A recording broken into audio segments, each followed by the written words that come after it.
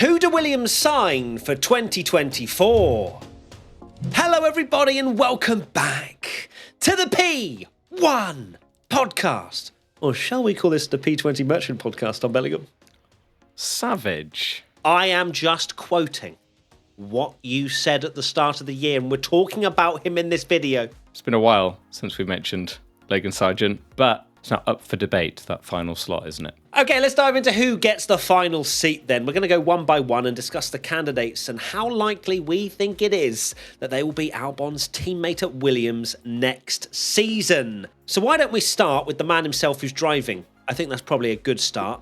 Logan Sargeant. So 1 out of 10, is this not going to happen? 10 out of 10 is it's nailed on. I have gone for a 7 out of 10 for Logan Sargeant. I think it's totally dependent on whether he picks up his game. If he continues the way he is out of there. If he manages to score a point, though, or if he's just a couple of tenths off Albon, I think that's all James Vowles needs. I feel like James is a very understanding, I was going to say non-cutthroat, but I think maybe there is a line. I feel there's a line where he'll just go, get out. But I feel like he's a warm, kind human being. That's at least how he comes across. And I feel like he is giving Logan as much of a chance as possible in his rookie season as well to be able to show what he can do and if he can deliver. That being said, James Vowles wants to build a team. He's spoken about his 5-year plan, even with us when we did that F1 manager thing. He spoke in detail about this 5-year plan. And the one thing you have to have locked in are 2 drivers that can develop and move forward with the team. If they spot a bit of potential with him, and they think that they can harness that out of him, then they'll keep the same driver, because changing to another driver, especially an unknown, is as much of a risk in some ways. It is indeed. I've gone for an 8 out of 10 for Logan Sargeant. It just feels like, despite everything, and maybe it's the reason why they're still kind of not announcing anything yet, that they're still giving him time and they want to give him time. And it does feel like maybe, I think if he just keeps it out the wall, basically, and he doesn't need to be rapidly quick, because I've seen Williams personnel saying that, all the crashes have kind of hidden that he's actually made progress and things, and kind of agreed to a point that some races he hasn't been a million miles off Albon, and he doesn't need to be. He just needs to stop having these errors and costing the team money, like we said in the drive ratings. He's hurting the development of the team with how many crashes he's having at the moment. I think he might get away with it and keep his seat if he has no more smashes, essentially. No more smashes, Logan. You've heard it here first from Tom Bellingham. Felipe Drugovich. Now, I have gone for a 9 out of 10 for Felipe Drugovich. Yes, I think he is the nailed-on favourite right now.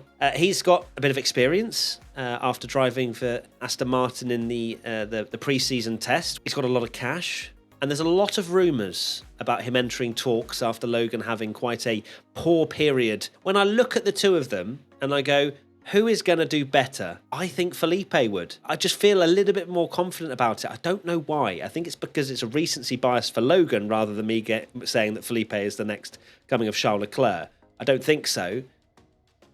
But I also wonder, from what Williams has seen so far in these first 15 races, can they truly say, yes, Logan Sargeant is going to be a good enough teammate for us to be able to become a front-running team? I don't think so. And the 7 out of 10 that I gave Logan, some of that is because he's already in the team. It's not because I think he has a huge amount of potential to be alongside or very close to Albon. I just don't think he can.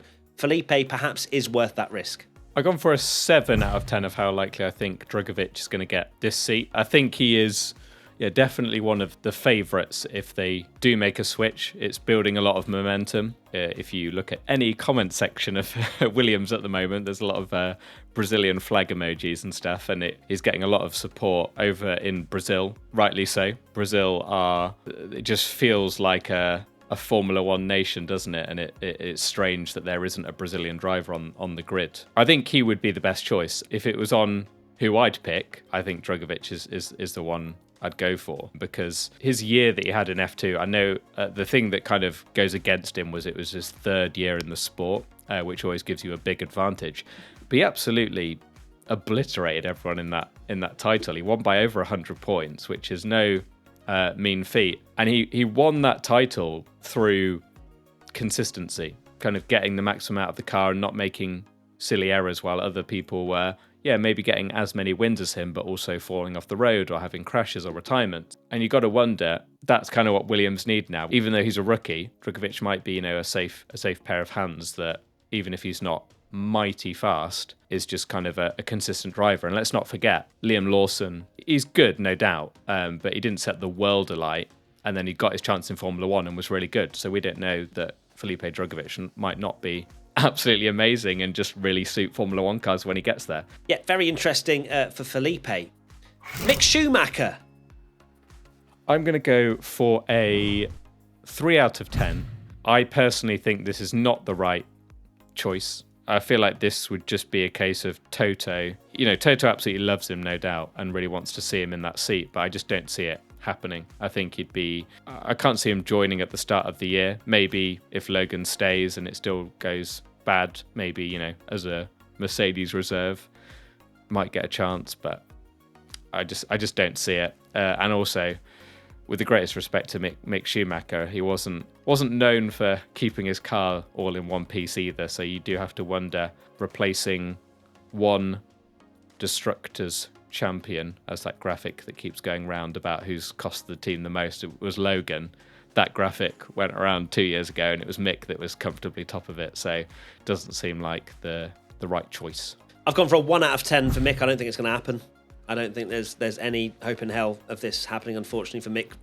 One of the reasons being what you've just mentioned, Tommy. He's been known to push too hard and have some pretty enormous crashes, which cost Haas a lot of money a few years ago. And it just feels like there's no hype around him anymore at all. Like, Mick just doesn't... No one's talking about him really being back in Formula One apart from Toto Wolff. Apart from Toto, yeah. And also, as well, there was the interview that Mick was having where... I can't remember who it was, but someone basically said, "Oh, so you're racing in WEC next year?" And he went, "Oh, it's not official yet." And there was this whole chat about it that Mick is driving for Alpine next year in WEC. That is essentially where we believe Mick is going to be heading. Liam Lawson. Hit me again, Tommy. Go on. You do too. Oh, go on then. I'll go for a 1 out of 10 for Liam Lawson.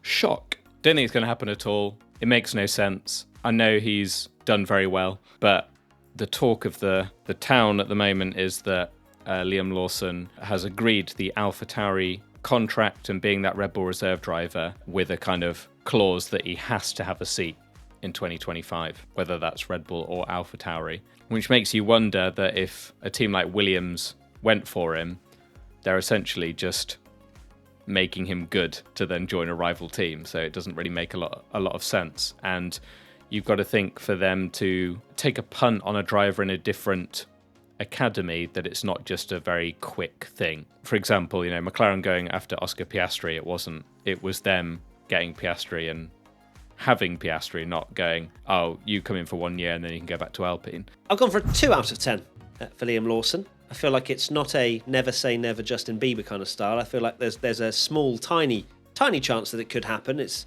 Alex Albon. Yeah, he's a Red Bull driver and he went to Williams. So that it's not completely impossible. I think it goes against what James Vowles is trying to build, as I've mentioned previously, and he's trying to push the team forward for many years to come. But that being said, Liam Lawson's doing very well, and you know that if you just put him in the car, he is going to do pretty well, and you already know he's at a benchmark level of the likes of Yuki Tsunoda and Daniel Ricciardo. So I don't think it's impossible.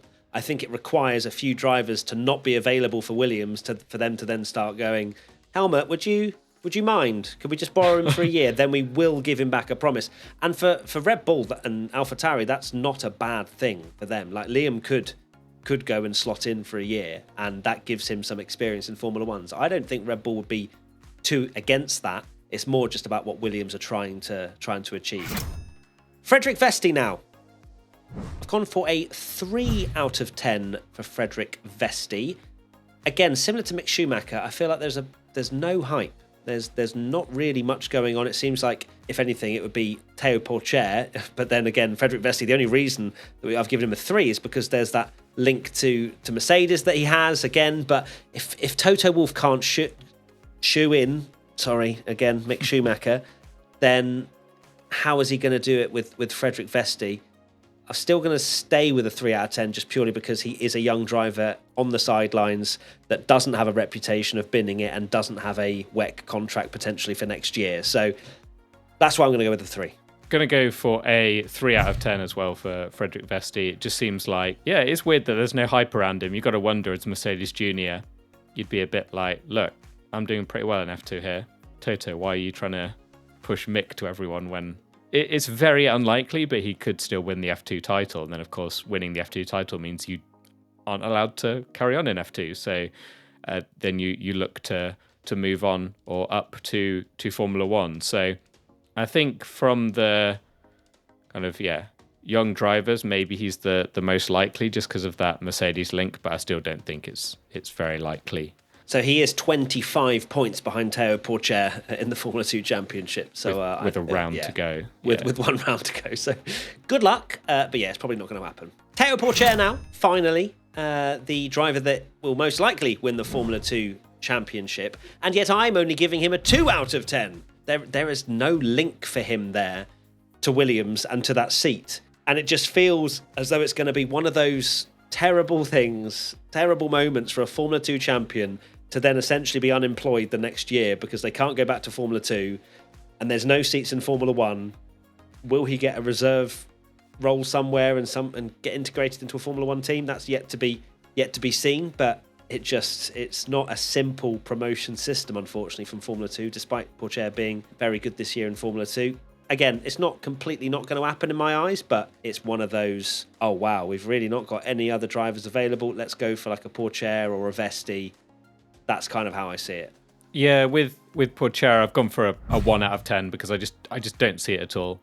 He's kind of an Alfa Romeo junior. I'm surprised that they announced Zhou as early as they did, with the fact that Theo is on the cusp of winning the F2 title, but they still obviously don't think he's ready quite yet. Theo Pourchaire will become a reserve driver at Alfa Romeo and then essentially put that pressure on Zhou Guanyu throughout next season to see if he can improve or just to kind of be there as a replacement if they don't feel like Zhou's progressing.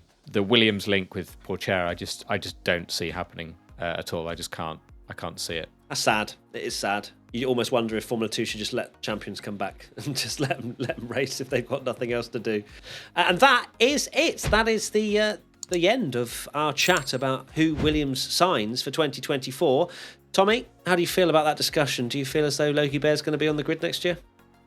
At the moment, I'm just slightly more thinking that Logan will keep his seat over Drugovich. I think it's going to be between those two. My kind of thoughts after having this discussion is, boy, am I excited for next year's silly season because so many... this has been a proper, no one's really moved. Likely... it's definitely either going to be one change or no changes. But my God, next year when loads of contracts are up, it's going to be very close to pretty close to a new regulation change. You might even get big drivers moving, or even 2025. Like the next few years, it's going to be spicy, the amount of changes we're going to get. God, tune in next year for the... but please keep watching. Please subscribe, because it's going to be great next year, is what we've basically said. Take care. Adios. Bye-bye. Bye.